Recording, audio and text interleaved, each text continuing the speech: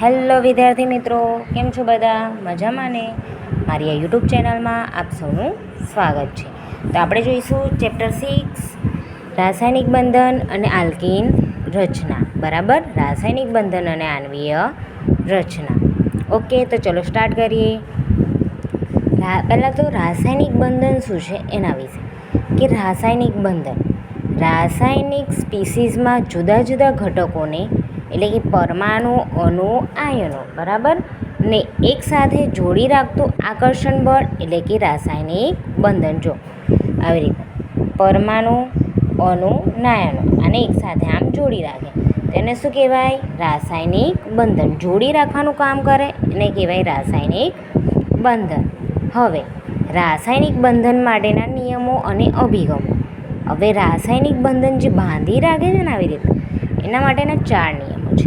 પહેલું છે કોસેલ-લુઈસ અભિગમ, બીજું છે વીએસીપીઆર સંયોજકતા કોષ ઇલેક્ટ્રોન યુગ્મ આકર્ષણ, ત્રીજું છે સંયોજકતા બંધનવાદ, ચોથી છે આણ્વીય કક્ષકવાદ.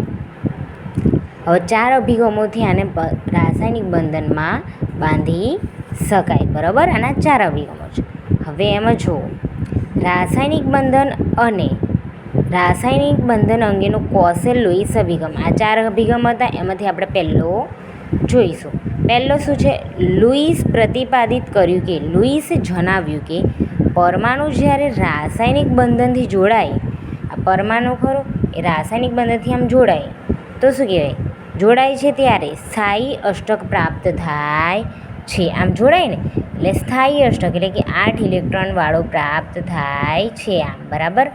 આમ પછી શું છે? લુઈસ પરમાણુને ધનભાર ધરાવતા કર્નેલ તરીકે ગણ્યું. કર્નલ એટલે કે અંદરનો કોષ અને ઇલેક્ટ્રોન આમ નજીક હોય તેને કહેવાય કર્નલ.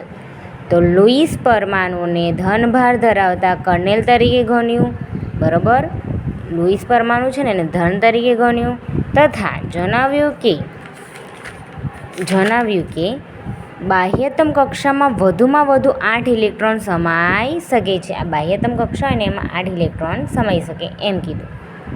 આ 8 ઇલેક્ટ્રોન કર્નલની આસપાસ 8 ખૂણાઓ પર ગોઠવાય છે. જો આમ ધારો કે છે બરાબર, આ કર્નલની આસપાસ આમ 1 2 3 4 5 6 7 ને અહીં 8. બરાબર,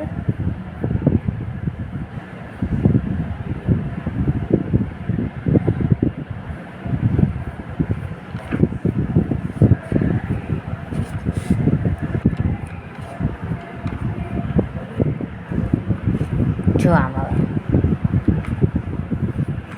1 2 3 4 5 6 7 ને 8 આમ 8 ખૂણાઓ પર ગોઠવાયેલા હશે. ઓકે, શું કીધું? આ 8 ઇલેક્ટ્રોન કર્નેલની આસપાસ 8 ખૂણાઓ પર ગોઠવાય છે. જો આ 1 ખૂણો, 2 ખૂણો, 3 ખૂણો, 4 ખૂણો, 5 ખૂણો, 6 ખૂણો, 7 ખૂણો અને 8 ખૂણો. ઓકે, આમ ગોઠવાયેલા હશે.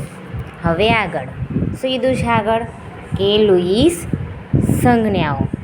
અણુની રચનામાં માત્ર બાહ્યતમ કક્ષામાં રહેલા ઇલેક્ટ્રોન ભાગ લે છે તેને સંયોજકતા કોષ ઇલેક્ટ્રોન કહેવાય છે. જોવાય હવે ધારો કે બાહ્યતમ કક્ષા એટલે હવે લિથિયમ છે. બરાબર, આની ઇલેક્ટ્રોનની રચના 1s2 2s1.